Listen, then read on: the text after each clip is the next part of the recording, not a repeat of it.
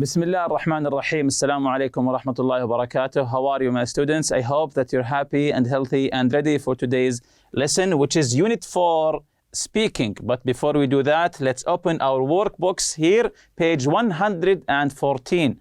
Now, open your workbooks, page 114 to exercise G. Exercise G here. So exercise G, imagine you were in these situations. So we have some situations here. Answer the questions using hypothetical conditionals or past hypothetical conditionals. So we have two done here. So you are at the mall, you see your four-year brother take a small toy and put it in his pocket. What would you do?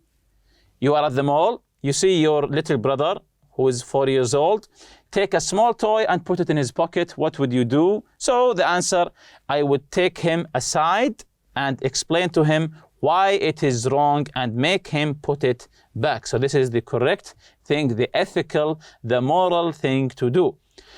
You stayed up all night playing video games. The next day you took an English test and failed it. What would your mother have said if she had found out why you did poorly on the test? So if she found out the truth that you didn't study, you just played video games, what would she say? So if you hadn't stayed up all night playing video games, you wouldn't have failed your English test. So this is what the mother would have said. She would have said what? If you hadn't stayed up all night playing video games, you wouldn't have failed your English test. So let's take number one now. Your parents bought you a new cell phone. You're really excited and decided to show it to your friends.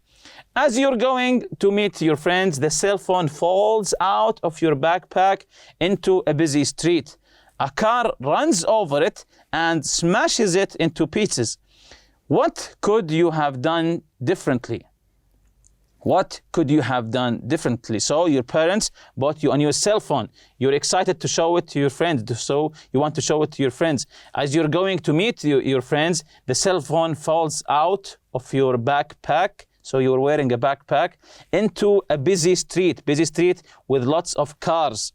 A car runs over it and smashes it into pieces. So what do you think that you could have done differently to prevent your phone from from being run over by a car? So what would you have done differently?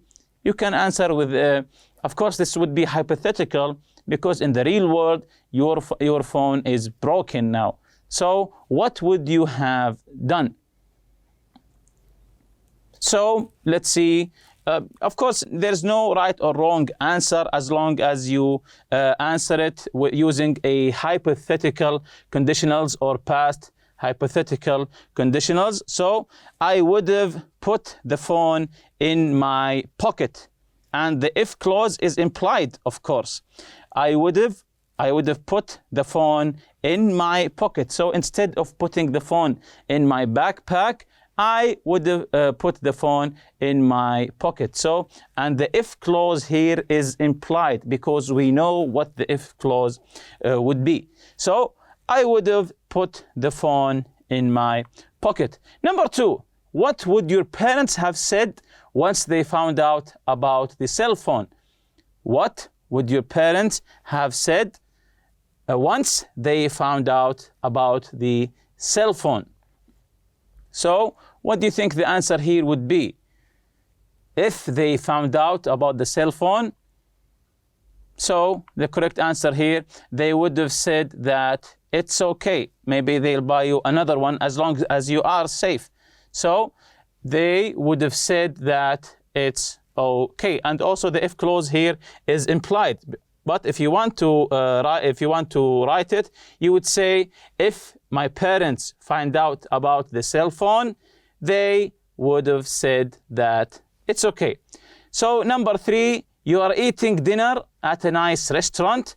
When it's time to pay, you realize you don't have your wallet with you. What would you do?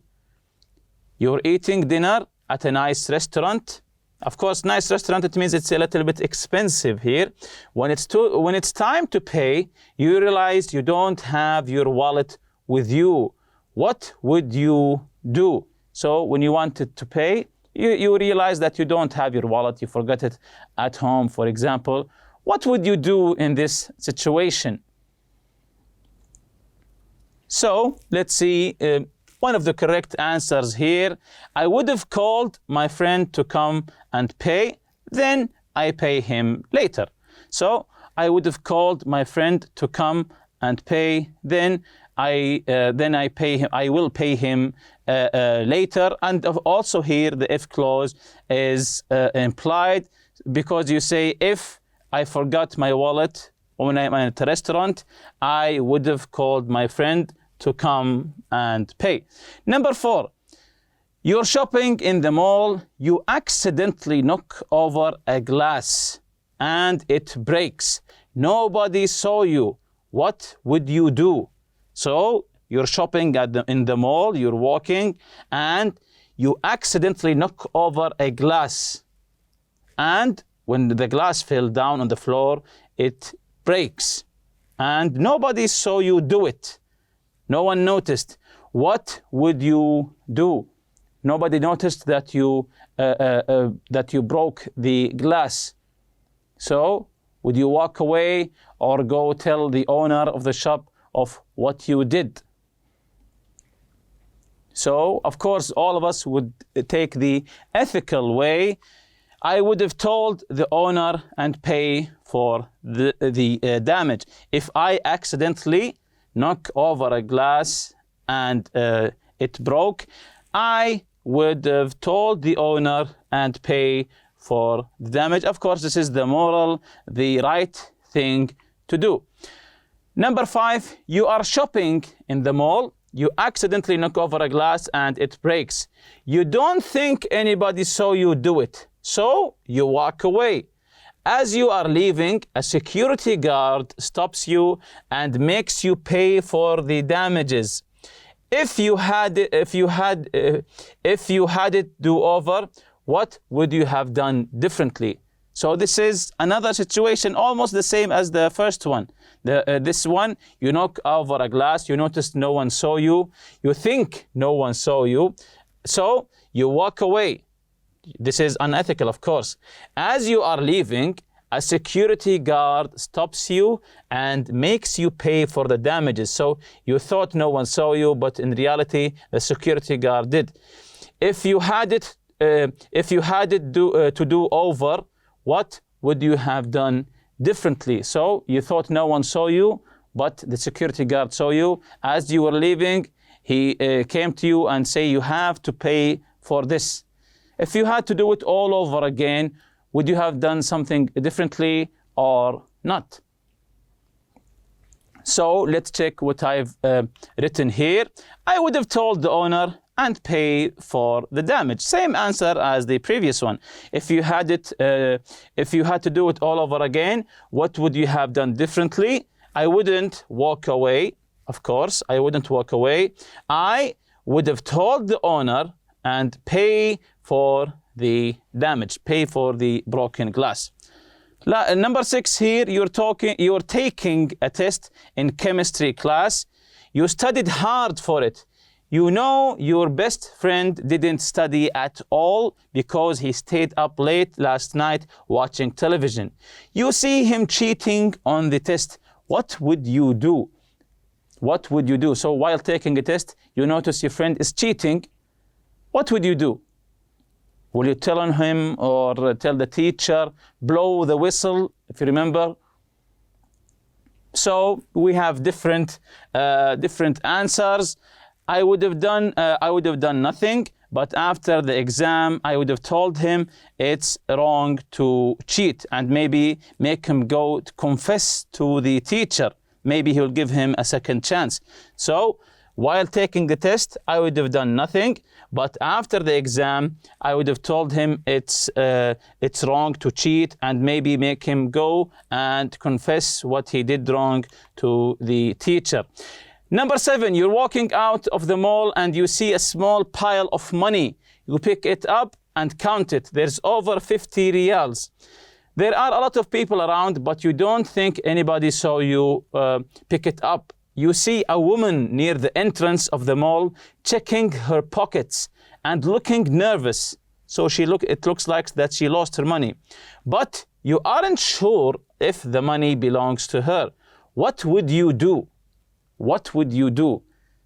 So you saw 50 riyals and there's a woman, she looks like she lost something, but you're not sure if the money belongs to her. What would you do? So, for example, here I said, I would have asked her if she has lost anything. So I would have asked her if she has lost something. Maybe then she will answer me, yes, I lost money. That's why I wouldn't say immediately, did you lose your money? The correct thing to do is I would have asked her if she has lost something. Then she will say, yes, I lost my money or my car keys if I'm wrong, and so on. Number 8, your brother is the best player on the school football team. Your parents are very strict. If he doesn't get an A in every class, he's not allowed to play football. He has football practice every night, so you know he is very busy. He asks you to do his homework every day before class. What would you do? What would you do? Would you do his homework for him, or would you advise him to study hard and so on? And your parents are strict with him. So I said I would have told him to study harder and achieve his goals by himself. I would have told him to study harder, to work harder, and achieve his goals all by himself. Moving on to exercise H here for the reading, page 115. Read the article, then answer the questions. Kohlberg's theory of moral reasoning. So let's listen to the article together. Then we will be answering some questions about the article. Let's listen. Kohlberg's theory of moral reasoning. A moral dilemma is a big problem or quandary that will have both positive and negative outcomes no matter what decision is made. Kohlberg's theory of moral reasoning describes the development that people go through when making moral decisions. It has 6 sequential stages, meaning that they go in order, and that no stage is ever skipped. Kohlberg's theory is based on his research, which consisted of presenting the following Heinz dilemma to his subjects and having them make a decision about what they would do. A woman was near death from a special kind of cancer. There was one drug that the doctors thought might save her. It was a form of radium that a druggist in the same town had recently discovered. The drug was expensive to make, but the druggist was charging 10 times what the drug cost him to produce. He paid $200 for the radium and charged $2,000 for a small dose of the drug. The sick woman's husband, Heinz, went to everyone he knew to borrow the money, but he could only get together about $1,000, which was half of what it cost. He told the druggist that his wife was dying and asked him to sell it cheaper or let him pay later. But the druggist said, "No, I discovered the drug and I'm going to make money from it." So Heinz got desperate and broke into the man's store to steal the drug for his wife. Should Heinz have broken into the laboratory to steal the drug for his wife? Why or why not? In order to determine which stage of moral reasoning each person was in, Kohlberg would focus on how they supported the decision they made, rather than the decision itself. The stages are as follows. Stage 1, obedience. In this stage, the focus is on avoiding punishment. The rules for right and wrong are determined by parents and teachers. Example answer, he should not steal the medicine, because he will go to jail. Stage 2, self-interest. Subjects concentrate on their own needs and occasionally the needs of others. Fairness is present, but decisions are made based upon their own desires. Example answer, Heinz should steal the medicine, because he will be happier if he saves his wife, even if he has to go to jail. Stage 3, conformity. People in this stage will emphasize being nice or good to gain approval from others. Example answer, Heinz should steal the medicine because he wants to be a good husband. Stage 4, social systems. People in this stage define right and wrong by doing one's duty to society. They are concerned with showing respect for authority and maintaining social order for its own sake. Example answer: Heinz should steal the drug for his wife but also be punished for the crime. He should also pay the druggist what he is owed. Stage 5, human rights. In this stage, subjects are concerned with human rights. They try to define moral values apart from the authority of the group. Example answer: Heinz should steal the medicine because everyone has a right to choose life, regardless of the law. Stage 6, universal human ethics. In the final stage of moral development, subjects follow self-chosen ethical principles that are valid and applied universally. Example answer: Heinz should steal the medicine, because saving a human life is a more important value than the property rights of another person. Exercise A here, exercise I, page 116. Read Carl's dilemma.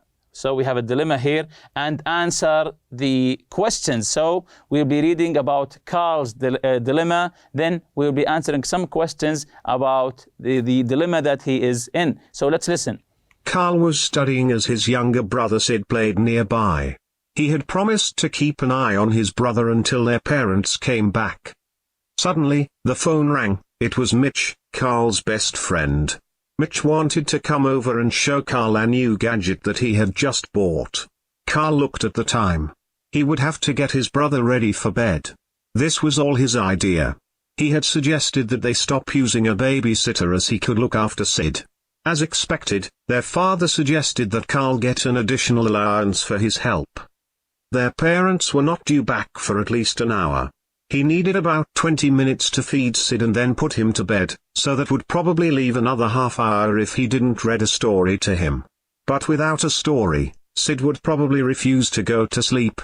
He could, of course, give him that model car that he liked so much. It had small parts and it wasn't supposed to be safe, but Sid was very careful with things like that. A prized model car for a story, was it a good deal? But he did want to see Mitch's new remote control for his game console. He was interested in using his extra allowance to buy one himself. He decided to give the car to Sid. By the time he made up his mind, Mitch had arrived. Carl realized that he hadn't fed his brother.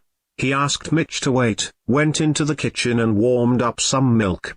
He put some cookies on a plate and gave them to Sid. Sid took one sip of milk, dropped the cup on the carpet, and started crying. The milk was too hot. Mitch suggested they give Sid some ice cream to soothe him. So Sid had ice cream for dinner, and the model car. All was well. When their parents returned, they found Mitch and Carl playing. They knew Mitch and were happy to see that Carl had company. They asked him if he'd fed Sid and put him to sleep. Carl said he had. All of a sudden, they heard a choking sound from Sid's room and ran upstairs. Sid was sitting on his bed hanging onto the model car, choking on a part he had pulled off. "Sid," said the mother. "It's all right, hang on. Why did you take Carl's car? I've told you not to." So now that we have listened to the dilemma about Sid and his brother Carl, number one, what did the mother assume? What did she assume, the mother? What did she assume? So the answer is she assumed that Sid had taken the car without telling Carl. So she assumed that Sid had taken the car without telling Carl, but we know that Carl gave him the car. Number two, what was Carl's dilemma at the point? What was his dilemma at that point? So, of course, whether he should tell his mother that he had given the model car to Sid himself. Number three, did Carl betray his parents' confidence in him? Why or why not? So this is, of course, according to your own opinion. He did, of course, betray their confidence, but it's partly. He kept an eye on Sid and tried to feed him and then put him to bed, but was not prepared to take time needed. So he gave Sid a model car with small parts just to make him happy, to keep him happy, so he could play with his friend. So, yeah, that's why I said he did betray, but partly. Did he betray his younger brother? Why or why not? I said here, in Sid's eyes, in his own opinion, he probably didn't, because he had given him the car, because his brother wanted the car, so that's why he gave it to him. In his eyes, in Sid's eyes, he probably didn't, because he had given him the car.